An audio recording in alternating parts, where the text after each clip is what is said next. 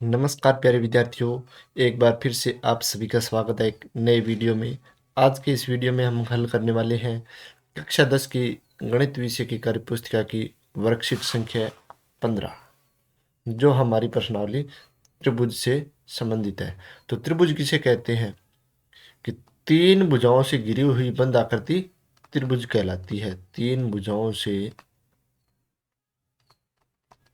घिरी हुई बंद आकृति त्रिभुज कहलाती है। त्रिभुज भुजा के आधार पर तीन प्रकार के होते हैं। पहला त्रिभुज समबाहु त्रिभुज। समबाहु त्रिभुज में क्या होता है कि त्रिभुज की तीनों भुजाओं की माप है वो बराबर होती है। दूसरा प्रकार होता है समद्विबाहु त्रिभुज। समद्विबाहु त्रिभुज में क्या होता है कि त्रिभुज की दो भुजाओं की माप है वो बराबर होती है, तीसरी भुजा की माप अलग होती है। तीसरा प्रकार होता है विषमबाहु त्रिभुज। विषमबाहु त्रिभुज किसे कहते हैं? ऐसा त्रिभुज जिसकी तीनों भुजाएं अलग अलग माप की हो विषमबाहु त्रिभुज कहलाता है। इसी प्रकार कोण के आधार पर भी त्रिभुज तीन प्रकार के होते हैं। पहला प्रकार है न्यून कोण त्रिभुज। तो ऐसा त्रिभुज जिसके सभी कोण 90 डिग्री से छोटे हों न्यून कोण त्रिभुज कहलाता है। दूसरा प्रकार है समकोण त्रिभुज। समकोण त्रिभुज किसे कहते हैं? ऐसा त्रिभुज जिसका एक कोण 90 डिग्री यानी समकोण हो तो वह त्रिभुज समकोण त्रिभुज कहलाता है। तीसरा प्रकार है अधिक कोण त्रिभुज। तो अधिक कोण त्रिभुज किसे कहते हैं कि त्रिभुज में एक कोण का मान 90 डिग्री से ज़्यादा हो तो वह त्रिभुज अधिक कोण त्रिभुज कहलाता है। इस प्रकार कोण के आधार पर त्रिभुज तीन प्रकार के होते हैं और भुजा के आधार पर भी त्रिभुज तीन प्रकार के होते हैं। त्रिभुज का परिमाप है वो किस प्रकार से ज्ञात किया जाता है? त्रिभुज का परिमाप भुजाओं की लंबाई के योग के बराबर होता है। तो त्रिभुज का परिमाप भुजाओं का योग के बराबर होता है। और त्रिभुज के क्षेत्रफल को ज्ञात करने का सूत्र है त्रिभुज का क्षेत्रफल 1/2 गुणा आधार गुणा ऊंचाई। तो इस सूत्र की सहायता से हम त्रिभुज का क्षेत्रफल ज्ञात कर सकते हैं। चलिए अब समरणीय बिंदुओं की तरफ चलते हैं। वे सभी आकृतियां जिनके आकार समान होते हैं परंतु इनके माप समान होना आवश्यक नहीं है समरूप आकृतियां कहते हैं। तो वे सभी आकृतियां जिनके आकार यानी जिनका रूप शेप क्या हो समान हो आकृतियां क्या कहलाएगी? समरूप। देखिए ये हमारे पास तीन वृत्त हैं। तो तीनों वृत्तों की आकार यानी इनकी शेप है जो एक जैसी है लेकिन इनका माप अलग अलग है। ये सबसे छोटा है, ये उससे बड़ा है, ये उससे बड़ा है। तो ये समरूप है। प्रश्न संख्या 2। इसी प्रकार से ये हमारे पास तीन बहुभुज है। इन तीनों बहुभुजों का जो आकार है जो आकृति है जो हमारी शेप है वो क्या है? समान है। दिखने में तीनों एक जैसे हैं लेकिन इनका आकार इनकी माप है वो असमान है। तो ये तीनों क्या है? समरूप आकृतियां हैं। बिंदु संख्या 2। दो बहुभुज समरूप कहलाते हैं यदि उनके संगत कोण बराबर हो और उनकी संगत भुजाएं समानुपातिक हो। तो ये हमारे पास दो बहुभुज है तो इनके संगत कोण देखते हैं। चलो, कोण P का मान 110, A का मान 110 बराबर है। कोण Q का मान 100, कोण B का मान 100 बराबर है। कोण C का मान 70 डिग्री और कोण R का मान 70 डिग्री। कोण S का मान 80 डिग्री और कोण D का मान 80 डिग्री। तो कोण क्या है? इन दोनों बहुभुजों के समान। अब संगत भुजाओं को हम देखेंगे समानुपाती है या नहीं। PQ बटा AB। PQ का मान 10 और AB का मान 5 तो कितना है मान 2। दूसरी भुजा QR बटा BC तो 18/5 9, 2 आया। एस आर बटा डी सी, तो 20 बटा इसका मान कितना है 10, तो 20 बटा 10 कितना है 2। पी एस बटा ए डी, पी एस का मान 18 और ए डी का मान 9, तो 18/9 2। तो सभी का मान कितना है 2 2 2, यानी संगत भुजाएं क्या है समानुपातिक है। तो दो बहुभुज समरूप कब होंगे यदि उनके संगत कोण बराबर हो और संगत भुजाएं समानुपातिक हो, यानी पी क्यू आर एस चतुर्भुज और ए बी सी डी चतुर्भुज दोनों क्या है समरूप है।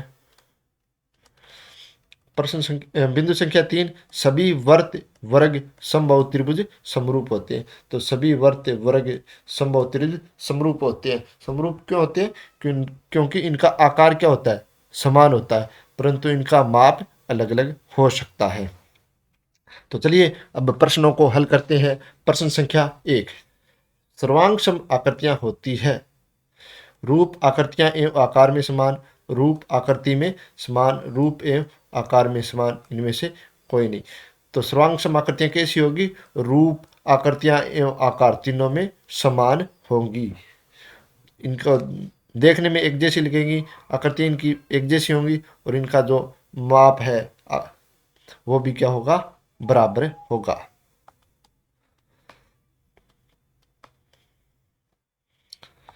प्रश्न संख्या 2, त्रिभुज ए बी सी व त्रिभुज पी क्यू आर है। तो त्रिभुज ए बी सी में भुजा ए सी का मान 5 है और यहाँ भुजा पी क्यू का मान 5 है, दोनों माप बराबर है। बी सी का मान 3 है और क्यू आर का मान भी 3 है। ए बी का मान 4 है और पी आर का मान भी 4 है। तो संगत भुजाओं का जो अनुपात है वो क्या है बराबर है, और ये कोण दोनों में क्या है 90 डिग्री है। तो ये आकृतियां कैसी है सर्वांगसम एवं समरूप। प्रश्न संख्या 3, दो बहुभुज समरूप होंगे यदि संगत कोण समान हो, संगत भुजाएं समानुपाती हो, दोनों ही अ व ब संगत कोण असमान हो। तो अभी हमने समरणीय बिंदुओं में पढ़ा था कि दो बहुभुज समरूप होंगे यदि उनके कोण समान हो और संगत भुजाएं समानुपाती हो, यानी स ऑप्शन हमारा सही हो जाएगा।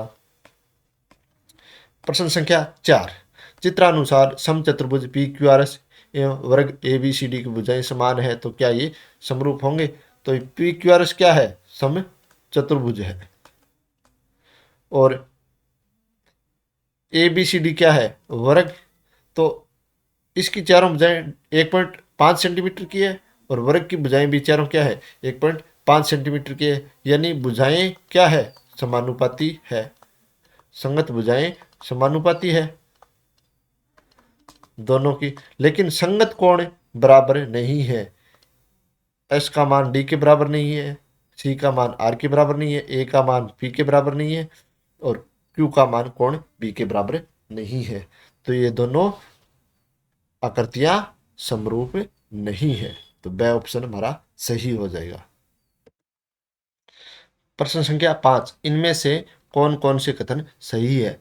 तो पहला बिंदु है सभी सर्वांगसम आकृतियां समरूप होती है, सभी सर्वांगसम आकृतियां समरूप नहीं होती है, सभी समरूप आकृतियां सर्वांगसम होती है और सभी समरूप आकृतियों का सर्वांगसम होना आवश्यक नहीं है। तो सभी सर्वांगसम आकृतियां कैसी होती है समरूप होती है, आकार में समान होती है, तो ए ऑप्शन इसमें सही हो जाएगा। प्रश्न संख्या 6, किस प्रकार के त्रिभुज सदैव समरूप होंगे? तो किस प्रकार के त्रिभुज समरूप होंगे समबाहु त्रिभुज, यानी ऐसा त्रिभुज जिसकी तीनों भुजाएं समान माप की हो समबाहु त्रिभुज कहलाता है और समबाहु त्रिभुज के तीनों कोण 60 डिग्री के होते हैं।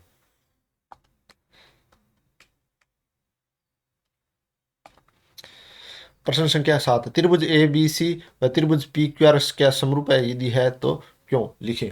तो यहाँ पर देखिए त्रिभुज ए बी सी में कोण ए का मान त्रिभुज पी क्यू आर में कोण पी के बराबर है, कोण बी का मान कोण क्यू के बराबर है और कोण सी का मान कोण आर के बराबर है।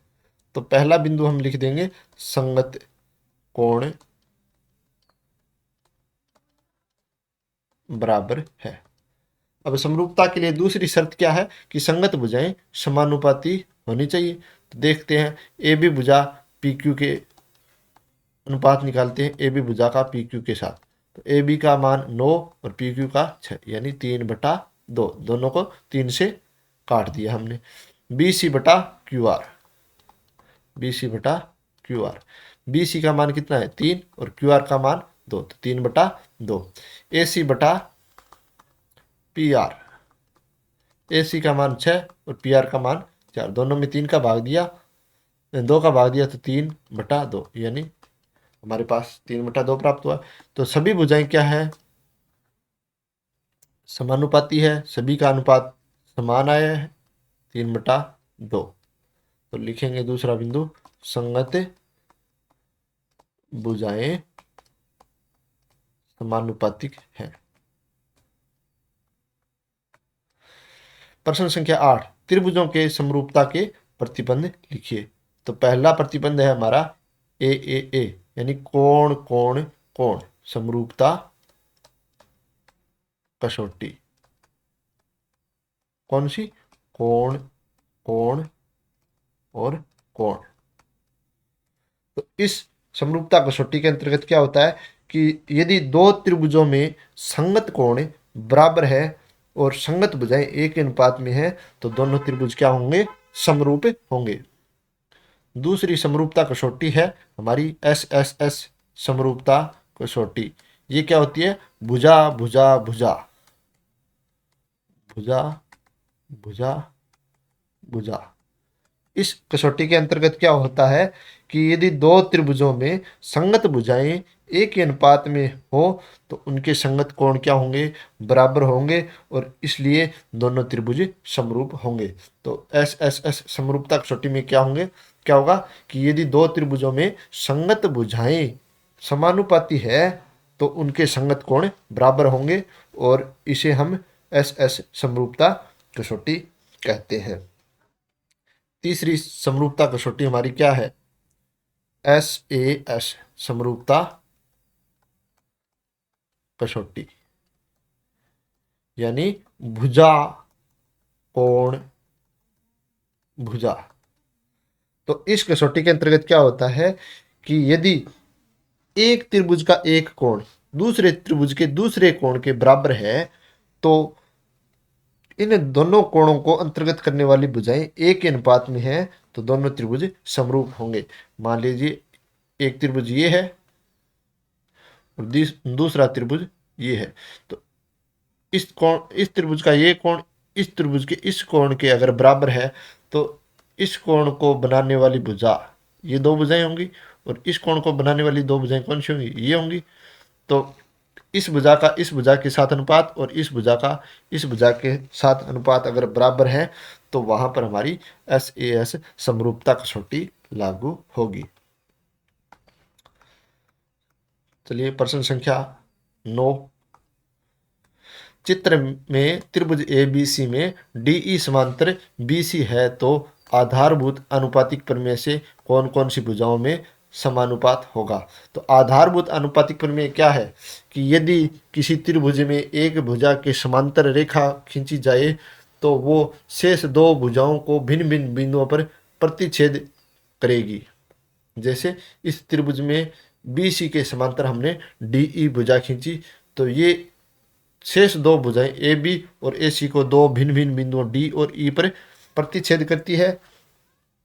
तो जो भुजाओं का अनुपात होगा, जो अन्य दो भुजाओं को विभाजित करने पर अनुपात होगा, वो एक ही होगा।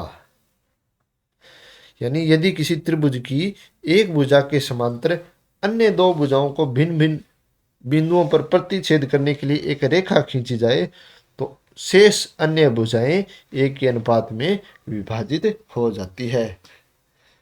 यानी ए बी बटा ए डी का जो अनुपात है वो किसके बराबर होगा, ए सी बटा ए ई के। तो चलिए अब हम हल करते हैं। ए डी बटा डी बी किसके बराबर होगा, ए ई बटा ई सी के। ए बी बटा डी बी तो किसके बराबर होगा, ए सी बटा ई सी। और ए बी बटा ए डी किसके बराबर होगा, ए सी बटा ए ई।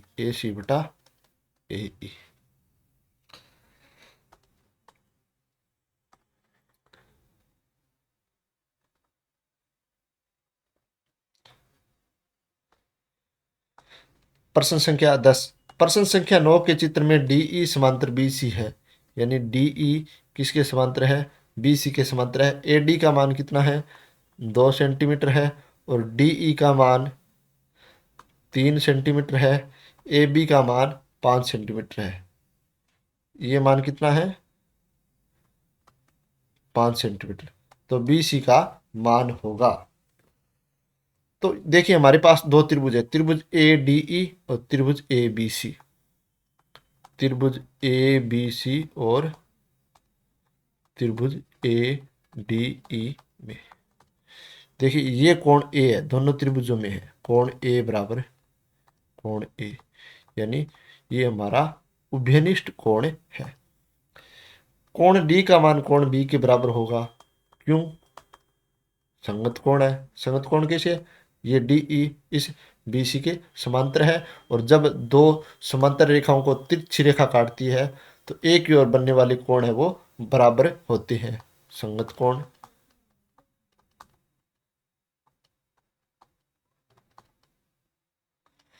और ई का मान किसके बराबर होगा? सी के बराबर। सी बराबर कोण ई संगत कोण है। ये भी क्या है? संगत कोण है। तो ए समरूपता कसौटी से क्या होगा?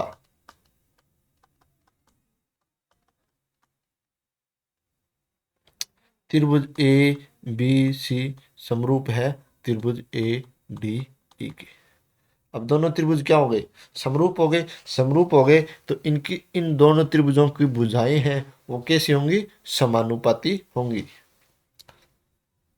तो ए बी बटा ए डी किसके बराबर होगी? बी सी बटा डी ई के। बी सी बटा डी। ए बी का मान कितना है? ए बी बटा ए डी।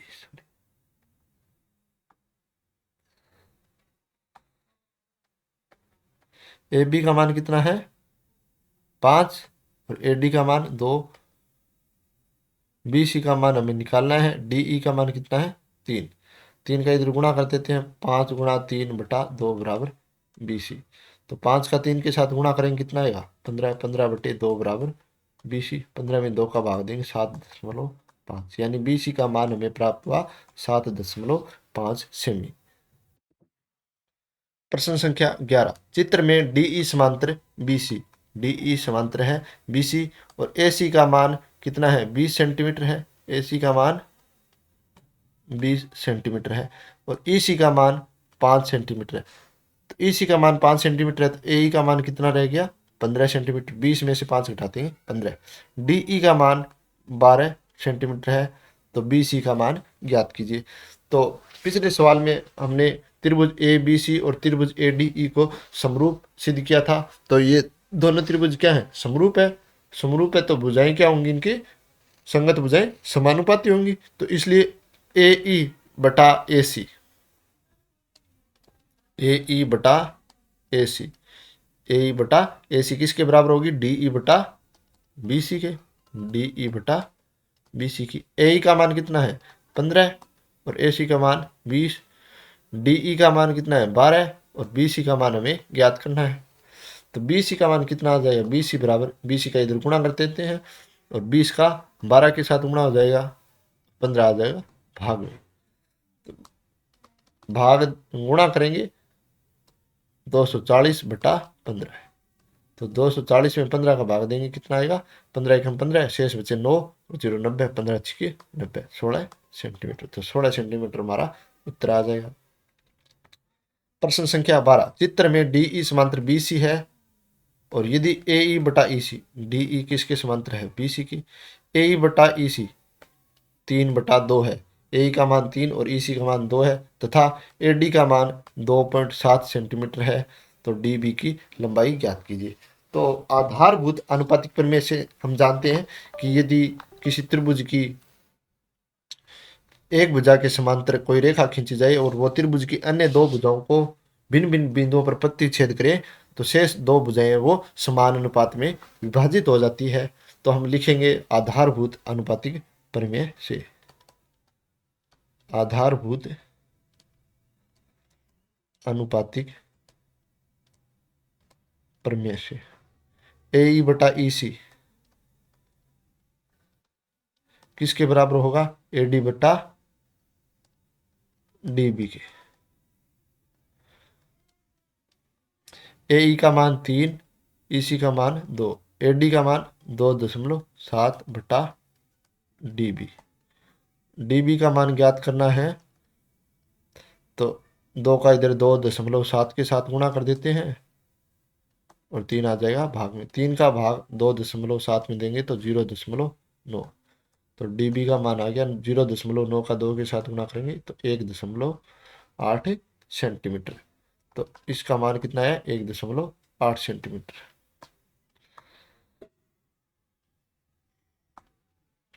प्रश्न संख्या 13, चित्र में एक्स वाई समांतर है क्यू आर के। एक्स वाई किसके समांतर है? क्यू आर के। और पी क्यू बटा एक्स क्यू, पी क्यू बटा एक्स क्यू कितना है? 7/3। और पी आर का मान 6.3 हो तो वाई आर, ये लंबाई हमें ज्ञात करनी है। हमें ये लंबाई दे रखी है और ये लंबाई दे रखी है और इस तरफ की ये लंबाई दे रखी है, ये ज्ञात करनी है। तो यहाँ पर हम क्या लगाएंगे? आधारभूत अनुपातिक प्रमेय। तो आधारभूत अनुपातिक प्रमेय से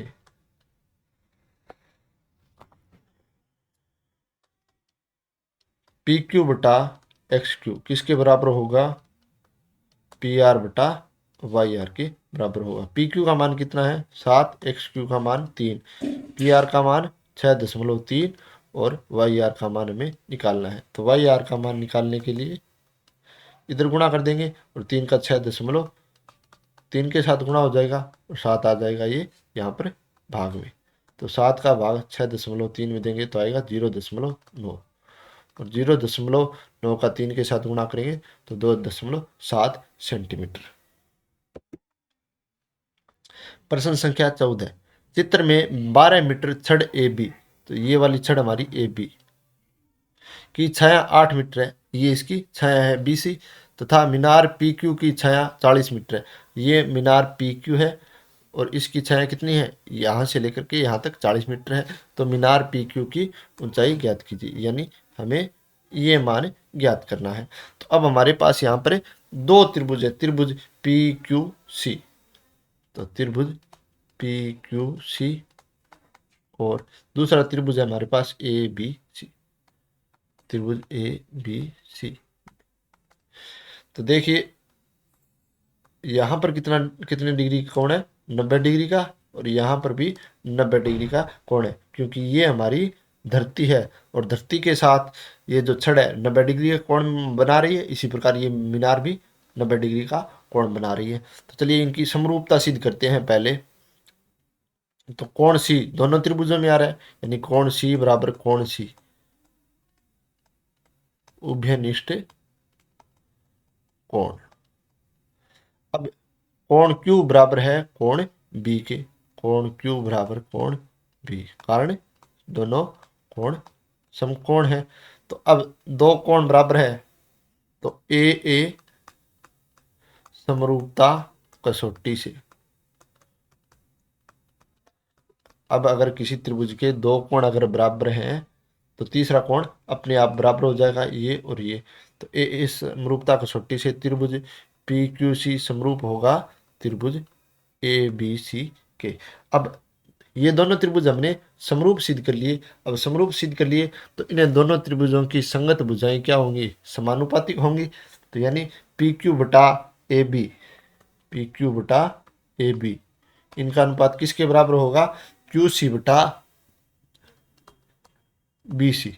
पी क्यू का मान हमें निकालना है, ए बी का मान कितना है? 12, क्यू सी का मान 40, बी सी का मान 8। तो पी क्यू बराबर 40 का भाग दिया 8 में 5 आया, 5 का गुणा कर दिया इधर 12 के साथ, तो पी क्यू का मान आ गया 60 मीटर। तो अतः मीनार पी क्यू की ऊंचाई 60 मीटर है। तो इस प्रकार से हमने कार्यपत्रक 15 का हल किया है। उम्मीद है इस कार्यपत्रक के सभी प्रश्नों के हल आपको समझ में आ गए होंगे। अगर आपको मेरा वीडियो है पसंद आता है तो चैनल को सब्सक्राइब कीजिए और अपने दोस्तों के साथ शेयर कीजिए। धन्यवाद।